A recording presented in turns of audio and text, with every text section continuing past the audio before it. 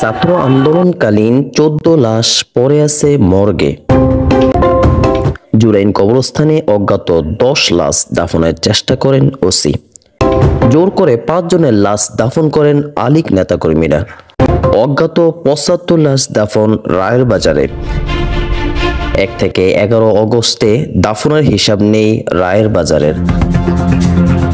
Azimpur জুরাইনে register খাতা নিয়ে গেছেন কর্পোরেশন। ভুয়া কাগজপত্র বানিয়েও দাফন করা হয়েছে মরদেহ।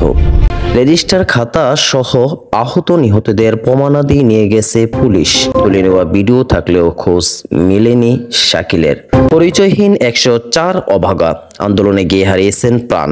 টানা 1 মাস কালবেলা প্রতিবেদকরা হাসপাতালে, কবরস্থান সহ বিভিন্ন সরকারি বেসরকারি দপ্তরে ঘুরে অন্তত 90টি অজ্ঞাত মরদেহ রাজধানীর বিভিন্ন কবরস্থানে দাফনের প্রমাণ পেয়েছে, যাদের দাফন করা হয়েছিল আন্দোলন চলাকালে সময়ে।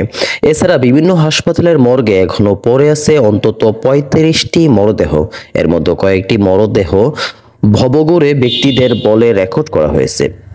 পুলিশের দেওয়া তথ্যের ভিত্তিতে এমনটা করা হয়েছে বলে জানিয়েছেন ঢাকা মেডিকেলের মর্গ ও ফরেনসিক বিভাগের দায়িত্বপ্রাপ্ত রামচন্দ্র দাস।